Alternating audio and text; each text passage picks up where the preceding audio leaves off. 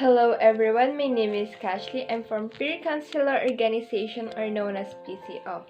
Today's topic is all about World Freedom Day, Israelites being freed from the Egyptians.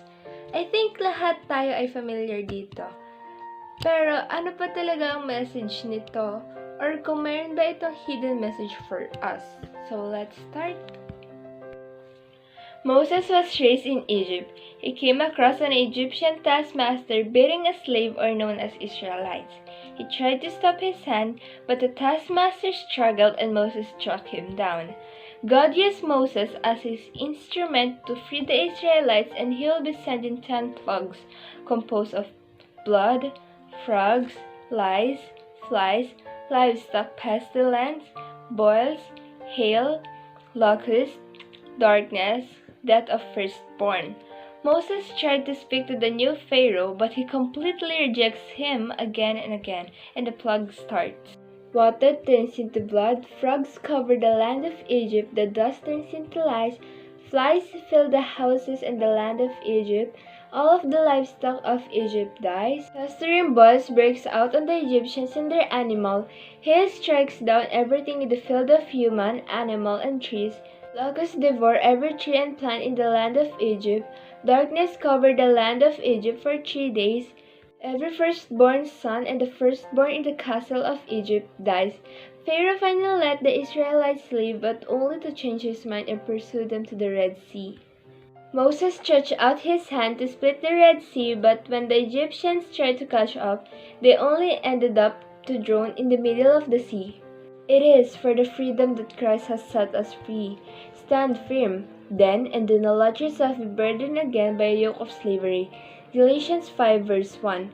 The meaning of this verse is God sets us free, so let's not be burdened again by a yoke of slavery we experience, but stand firm and don't get tied up again by the slavery. Last verse is, You, my brothers, were called to be free, but do not use your freedom to indulge the sinful nature. Rather, serve one another in love. The entire law is summed up in a single command.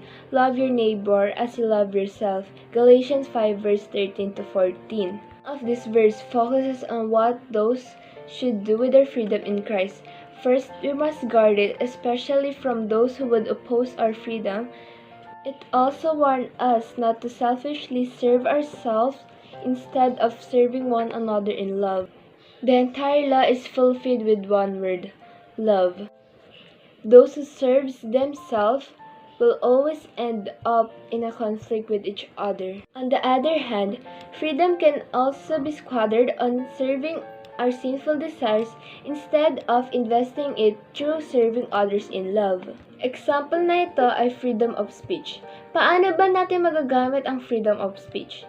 Gamitin natin ito to share the gospel of God, to stop discrimination, kasi hindi naman lahat ng tao ay may freedom of speech or freedom.